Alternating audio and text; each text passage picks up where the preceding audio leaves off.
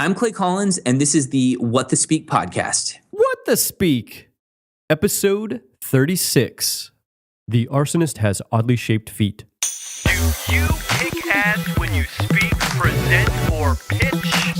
If not, these expert discussions and insider tips can help you right now, today.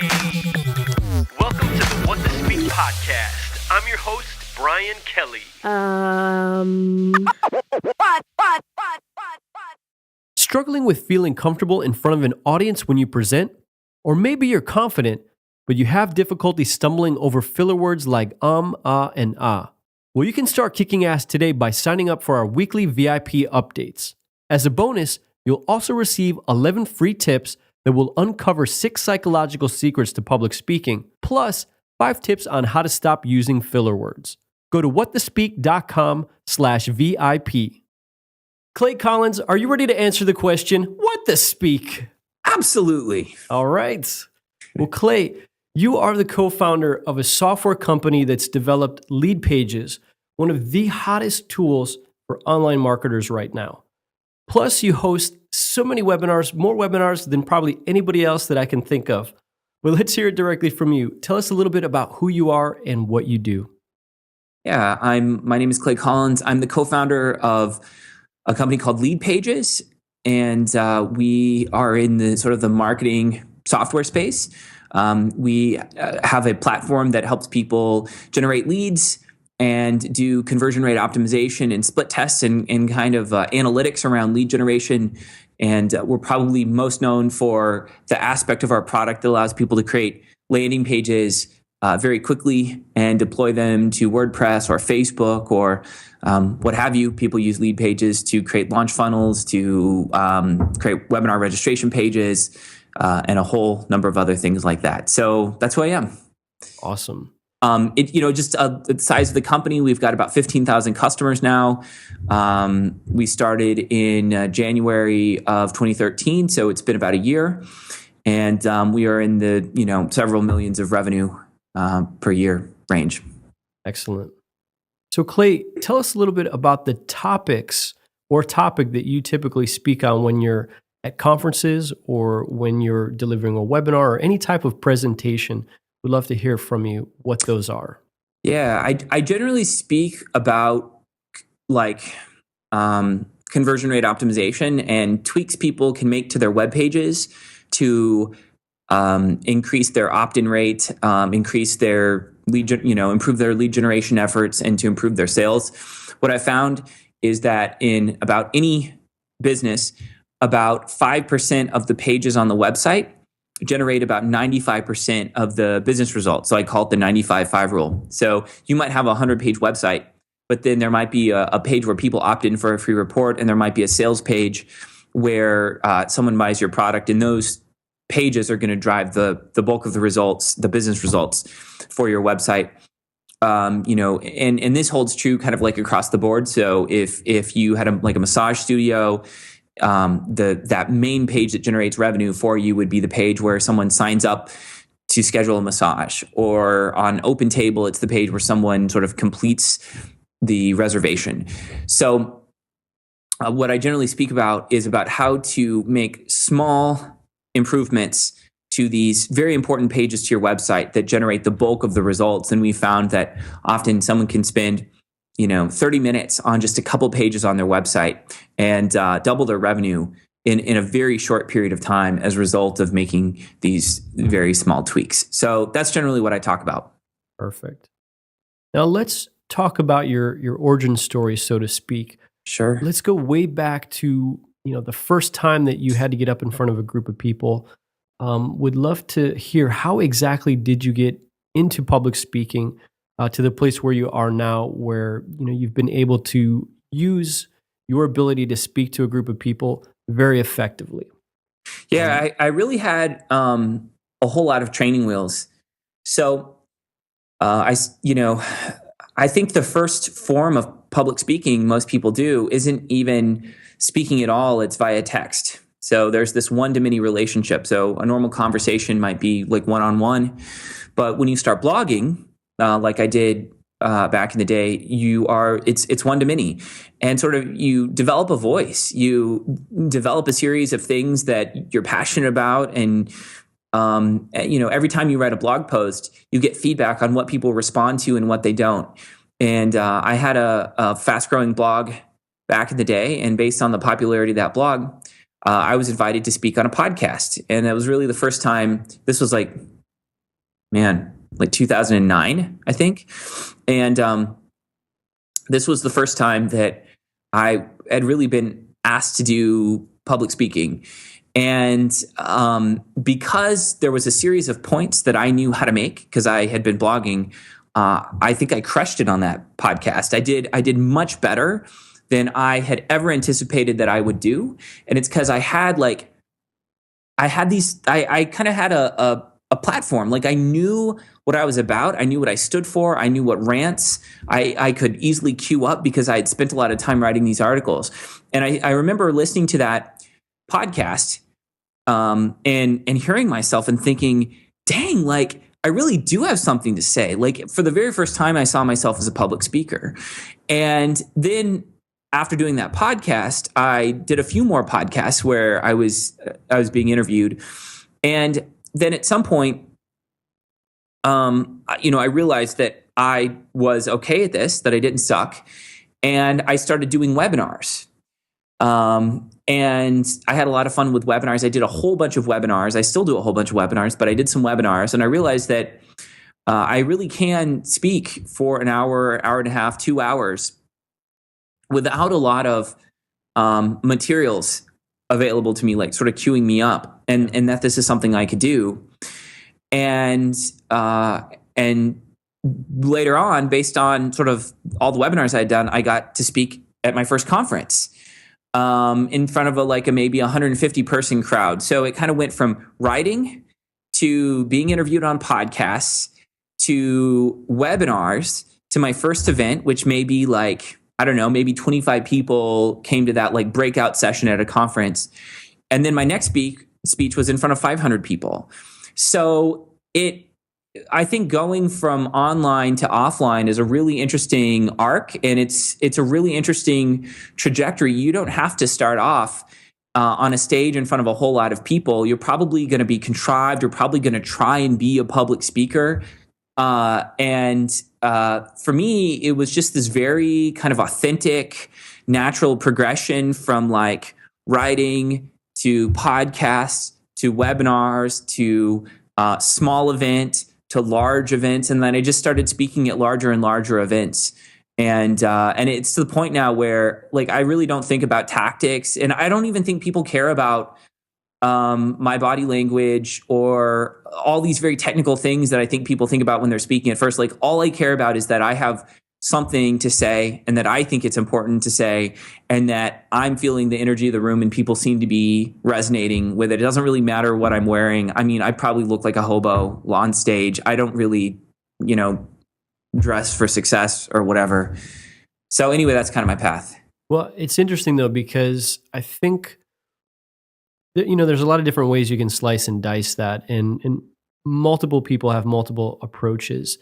But the thing that I've observed with you in particular is that, you know this information inside and out. And quite frankly, the information that you share is the kind of stuff that it blows their minds, because you're able to uncover things, strategies, tactics that are crucial to helping them grow their business using, an online platform.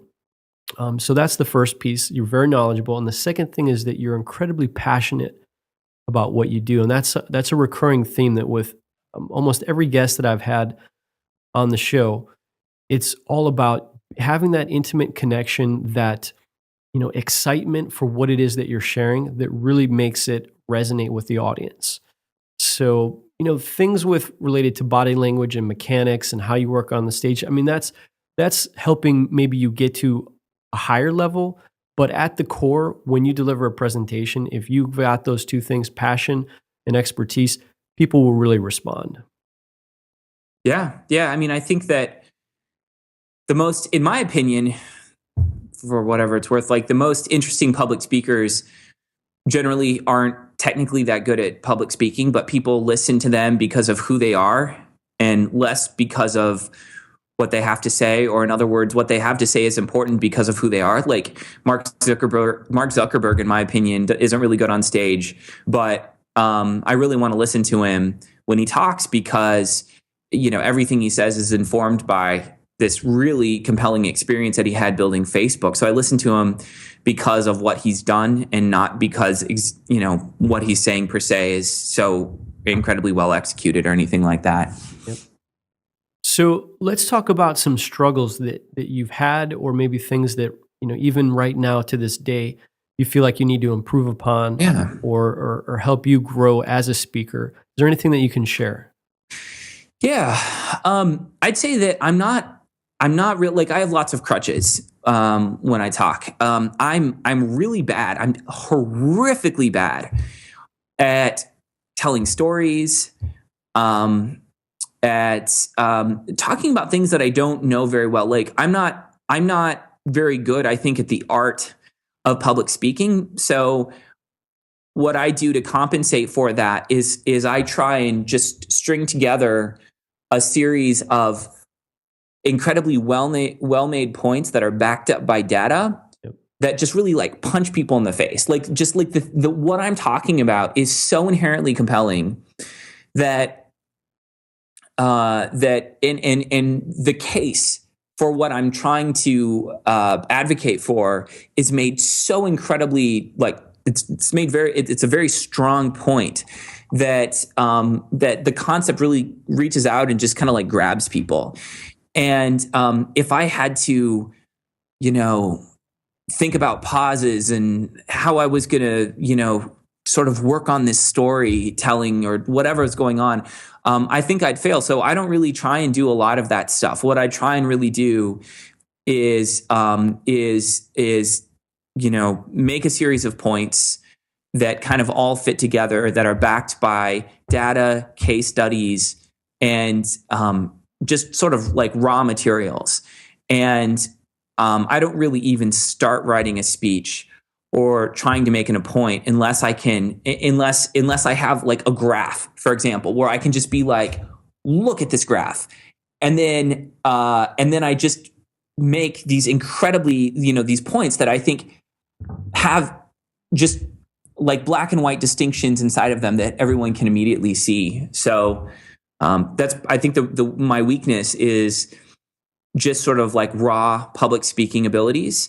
And I compensate for it by having, I think, compelling content. Yeah, I agree. We've had a lot of guests on the show as well that are very polished speakers. They command a hefty fee when they're speaking or giving a keynote. And, the insights that they have to share, I think, are very important for those that are interested in that particular path. And the thing that I think is really interesting about you is somebody who's been able to leverage the opportunity to speak before an audience to help grow your business without being like, yeah, since the age of 12, you wanted to be a keynote speaker. Yeah. And there's some really great lessons that I think, through the course of our discussion here, that for those in the audience that might be like, yeah, I don't want to be a professional speaker, but I want to be able to get up in front of an audience, whether it's 20 people or 200 people, but I want to share my expertise. I want to be able to share the message that I've got. I think, a lot of the things that you're striking upon are very, very important for that. Yeah, it's been absolutely key for growing our business. Like in my opinion, you could spend, $10,000 sponsoring an event. You could have your logo above the stage. You could have a booth. And then maybe at some point they'll invite you on stage for like 5 minutes to give a talk. Or you could get invited to speak at the event, speak for an hour and a half during a keynote, say very little about your product, blow people away with your knowledge of the industry and what's going on, and get results much, much bigger and better than if you had spent $10,000 sponsoring the event. So it's been huge for growing our business. And I don't even talk that much about the product itself when I talk, but I think people learn so much from what I'm saying that sort of the natural conclusion is that Clay and his team know about this topic. I need to get more results like the ones he's talking about. And so the assumption is that if I know what I'm talking about, then perhaps the software that we create that helps people get the kind of results that I talk about during the talk is going to help them get closer. And it does. So it's my firm belief that that being in the content business is it like, I would hate my life if I had to sell speaking, ebooks, training, courses. And it's not because, and I used to sell those things, and I think it's a great business. And I think it's great if anyone does those things: coaching, consulting, selling content, selling ebooks, training, all that. Awesome. I totally embrace it. Awesome business model. What's really hard for me is the task of trying to use information to sell more information without giving away so much information that people don't buy your information. Like, hi, I'm going to sell this book of 10 marketing secrets, but I can only tell you 2 marketing secrets so that you'll buy like the other 8 from me or something like that. And in my opinion, content and thought leadership is like the most powerful form of marketing. And you are handicapped if you have to hold back on giving information so that people will buy your information. Like, that is just, you're just working against yourself. Yeah. And there's some people, like, they've figured out how to work with it. But what I found is far and away the most valuable kind of marketing is content marketing. And the fact that I can give a talk without charging anything, without having to worry about my flight and my expenses or any of that, because it always works out. Like, it always pays for itself. I don't have to worry about getting fees. I don't have to worry about, selling to the back of the room. I don't have to worry about like giving away so much information that people think, oh, I'm not going to buy his info product. Like, I never have to worry about any of that because I'm not monetizing my content. I have a software business. And that's just awesome. That's so awesome. Like, I could never go back to selling content because I would feel like sort of like energetically held back because I can't just say everything that I'm thinking. Yeah.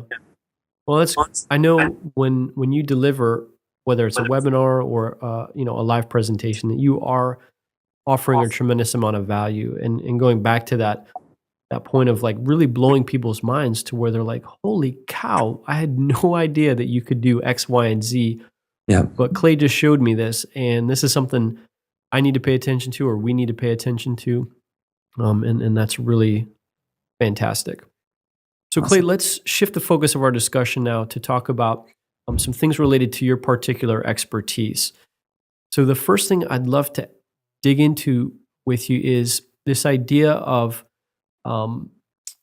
transitioning from the webinar environment to a live speaking environment. Yeah. You touched upon it a little bit earlier, but I'd really like to see what's maybe like one big lesson that you got from going to a virtual presentation environment, getting comfortable with that, and then moving into a role where you're delivering a live presentation. Yeah. So what I did was there was this presentation that I'd given a whole bunch of times through a webinar. I'd done like maybe 50 webinars that sort of followed a particular format. And when I went to go do it live, I basically was to the point where it didn't matter if I was like half asleep and just got up at like 6 a.m. I could do this webinar. Like, I could do this webinar like with my eyes closed. I had done it so much. And when I went to do it live, I took out I just kind of shortened it, and I made the text bigger because I didn't need to like read off of it myself when I was doing the webinar. I could just kind of do it from memory. And by the time I gave the talk, I was just so comfortable with the content that I could focus really all my efforts just on like stage presence and just making sure that I like, walked around a little bit, and some people had given me some tips, and I could focus on all that and really just kind of like zeroing in on the crowd and connecting with them. The content was just kind of, it wasn't after that. I was really passionate about it, but I didn't have to think about the points I had to make. Like, I had that down. So that helped. And I had done a few uh, like video presentations on different topics for my blog. And I kind of worked those into the presentation. So what I would do is I took a recording of one of the webinars that I did that was one of my better webinars, and I loaded it up on my iPod or my iPhone, and I would just play it at double speed. And then I took these presentations that I had made for my blog, and I just queued them up in a playlist, and I just play them at double speed. And I just during the flight, when I was there, I wouldn't spend a whole lot of time on this, but I probably listened to everything like 3 or 4 times. So it was queued up in my brain. And it wasn't the content. Like, I did need to queue up the content so it was top of mind and just kind of like flowed from me. So that was important, but also I needed to like recapture the energy that I had when I originally gave the presentation when it was sort of in my house, because I get kind of fired up about stuff. And so I wanted to like recapture the sense of urgency, and just play that over in my head so that I could deliver that in person. So that's been a really helpful tool for me, is just to kind of have something down as a webinar that you've done a whole bunch of times, have a recording of that webinar, and just play it to yourself while you're driving around in a car. So it sounds like really what it comes down to when you boil it to its simplest level is really just the rehearsal aspect of it. You had done it so many times that it became ingrained essentially in your mind, and then being able to also listen to at 1.5 times speed or whatever, to where it's right there in your mind. You're constantly got access to that information, so that when you get up on stage or in front of the audience, it's right there. You can recall it and speak to whatever it is that you need to speak to, or guide that talk, that conversation in a way. I mean, that really is what it is, versus just going out there cold and being like, all right, I got 3 points that I need to make. What's the next thing I want to say? Yeah. So really it's just being able to be in that mode of constantly allowing yourself to be in the trenches with that content. Yeah. I think that's true. Okay. I mean, I really think that there are points that they become so well developed that the points almost like beg for their own expression, and they really just kind of punch you in the face. They don't require subtlety to convey. Yeah. They don't require like nuance. Like, these points are just so well solidified that it doesn't take a lot of effort and energy to express them. And I think the sort of the hardest work of getting ready to speak publicly is to distill your thoughts down to just a series of points that require you to not be artful in order to make them. And that's what's worked for me. Maybe it doesn't work for other people, but that's what's worked for me. Love it.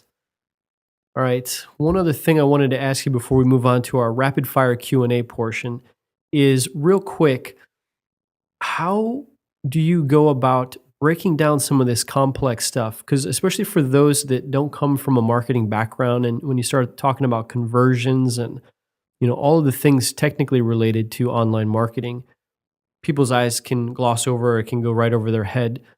How, what's one way that you break it down into such simple, straightforward layman's terms that when you go through these tips, tricks, strategies, what have you, the light bulb goes on?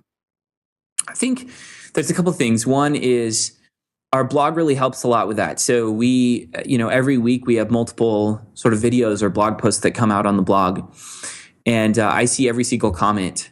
So I know what makes sense to people and what excites them, and I know what confuses them, and I know which which subject lines of emails drive a lot of interest. So the offline informs the online informs the offline. So I know like which subjects people are going to like click on when they go to an email, and so that's really good for topics of presentations or titles for presentations, because I know the stuff that worked as an email subject line got a lot of people to like open the email. Well, it's a good chance if they gets them to open an email that it'll get them to show up at your presentation. But also the presentation, when you're doing that, you can get a sense of whether or not people are glossing over, whether or not they're interested, and that can inform sort of how you make your points on video.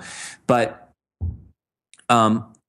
what I've really found is that if you can just show people a picture, like before, after, and just give them some numbers, if you can, like, a picture really is worth 1,000 words. So if you have something very specific, concrete, that you can point to that perfectly illustrates a point, then you should always use that. And I'm not a big believer in me having to, like, I am not gifted at explaining complex concepts. So I don't try to. I say, here's the idea.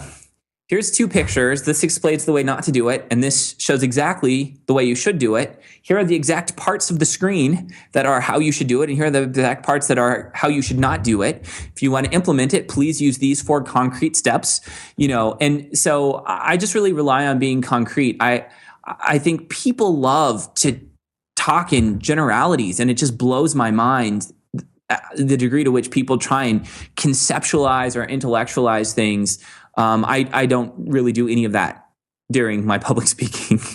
No, I mean, it's a valuable point for anybody who's speaking, regardless of what level you're at, is that people, they want a concept, kind of dial them into what it is that you're talking about, then give an example, and then give them the step-by-step. Here's 3 steps or 4 steps or 5 steps for you to be able to do this yourself. And people eat that up. People will be writing in their notebooks or typing on their tablets or whatever, and just loving everything that you're giving them. What I'll usually do, this is sort of like a format for a talk that I'll give. I'll have some main concept or this main dichotomy. Like, I used to talk about pre-selling, so selling a product before you create it. And so sort of the main concept is, do you want to, hope that something's going to do really well, or do you want for it to be profitable before you even start it? And I'd come up with, I don't remember the name of the talk, but it had this very, like, short, catchy, this versus this kind of title. And then I broke that down to like 3 sub-dichotomies. And, it was like thing X versus thing Y, like, which one would you rather do? Would you rather pre-sell or post-sell? And I'd go over each of these things. And for each dichotomy, which lined up under the main dichotomy, I would explain the concept. I would give an example of each. I would give case studies of how it worked. And then I would give testimonials of people who had done it sort of the way that I advocate for it to be done.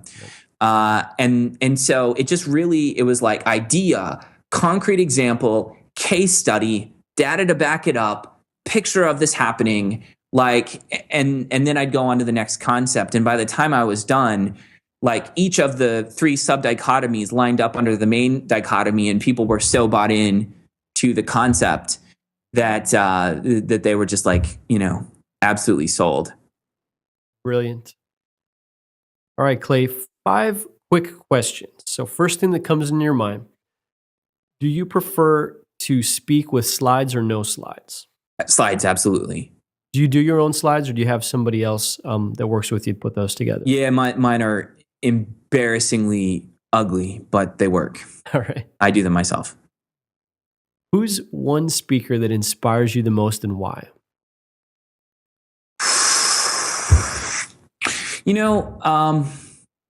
Probably there's this venture capitalist named Fred Wilson, and I really like listening to him talk. And it's not because he's a brilliant thinker or a brilliant talker per se, or a speech giver. I think it's because he's a brilliant thinker, and so I really like listening to Fred Wilson talk about network effects. Awesome. Okay, now this one is I may know the answer to this.